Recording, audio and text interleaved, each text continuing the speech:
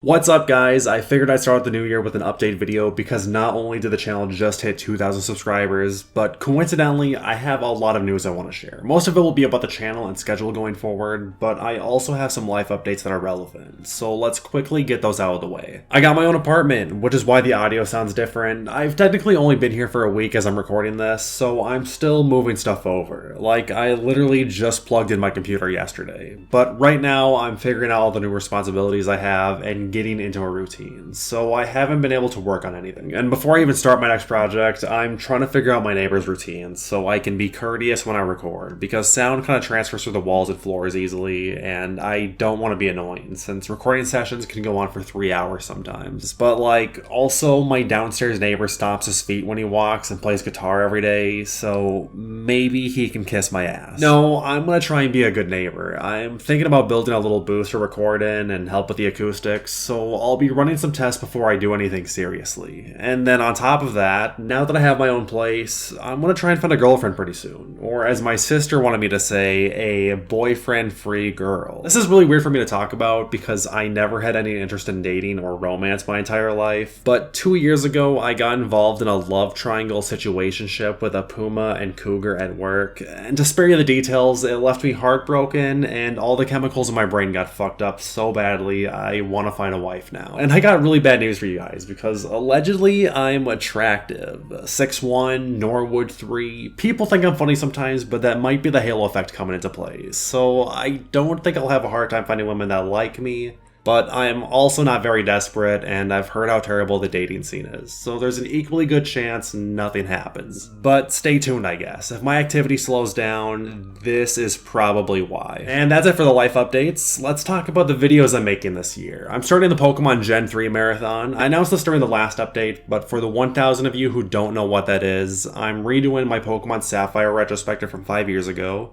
Then I'm playing Pokemon Emerald, and finally Omega Ruby and Alpha Sapphire. Like I said before, I hate how the Sapphire video turned out, especially the audio, so I'm gonna fix up the script and re-record my voice to make this video the magnum opus I wanted it to be. Hopefully it doesn't take too long because I still have the original editing files, so I can plug in the gameplay from the first draft over to this new one. But what I'm really worried about is editing audio, since that's always my least favorite part of making videos, and lately I spend way more time recording. So I'm guessing I'll have over 20 hours of audio to sit through, which will definitely take a toll on me. I'm guessing the Emerald video will also take long to make since I want to complete the Battle Frontier, which I've never tried out, but I've heard it can take over 100 hours to beat. I'm also planning on breeding and EV training some Pokemon to get through that, but I think it will be a cool perspective to play with.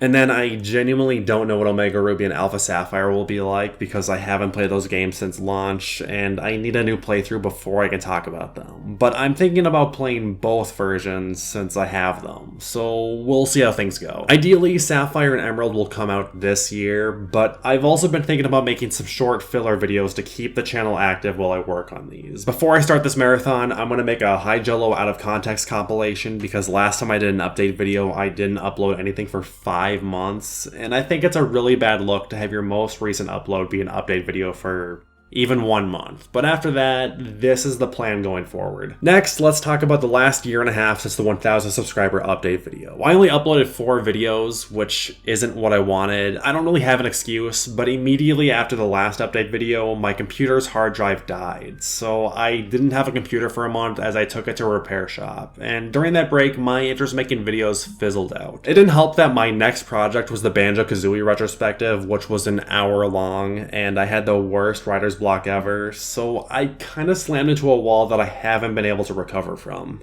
And then I spent 6 months losing 25 pounds to impress a girl who didn't even want to be with me, so it's not really surprising that I lost motivation to work on anything. But on the bright side, when I did upload videos, they did pretty freaking good. Banjo-Kazooie is now my most viewed video essay, and Mario Party 8 and DS are already my top 2 most viewed Mario Party reviews. I don't know if they got a boost because I'm monetized now, but on the analytics side of things, none of them are doing anything special. Like, Mario Party DS has high viewer retention, direction, but nobody is clicking on the video. But for whatever reason, YouTube is showing it to way more people than usual, so it's just performing a lot better than it should, and it might even surpass Banjo with the trajectory it's been going. And with the mention of monetization, I make like $1 for every hour of work I put into a video, which is bad obviously, but for a channel of my size, scaling things up, if Banjo-Kazooie gets 100,000 views, that's like $1,000, which is still absolutely terrible for the 100 plus hours of work I put in. But for a side hustle passion project, I think it's pretty lucrative. So this past year, I've been thinking a lot about the direction I want to go moving forward, and I think the right thing to do is to continue making longer videos where I'm not filtering my thoughts too heavily. And because videos like that take longer to produce, I've been trimming down the list of videos I want to make to be topics I think will do well with my current audience, and are subjects I really want to talk about. So I made this little graphic to flat out tell you the games I'm probably going to cover in the future in no particular order. Mario Party will be finished. We're at the dark era now, so I think less people will care about those videos, but you already know I'm like the biggest Mario Party fan on the internet, so I definitely want to complete this series. Pokemon will be a huge force going forward. This is another franchise I adore, and the videos always do good. I really want to get through the first 6 generations and maybe the GameCube games too. I bought them for the sole purpose of reviewing a long time ago, but I don't think I'll get to them in chronological order, since I'm way more interested in looking at the mainline games. I've been debating talking about Pokemon Stadium for years, because I know the batteries on my copies of Red and Yellow are gonna die any day, and I just got an analog 3D, which makes gameplay look super crisp. So what will probably happen is I'll record everything this year, but never actually do anything with it until the Gen 3 marathon is over. I know I promised the Banjo-Kazooie franchise, and I still want to do that. 2E is high on my list, but everything else is a lower priority. I've avoided talking about them, but 3D Marios are another one of my favorites. I really want to cover them all, but I also feel like I have nothing new to say, so that's why I keep pushing them back.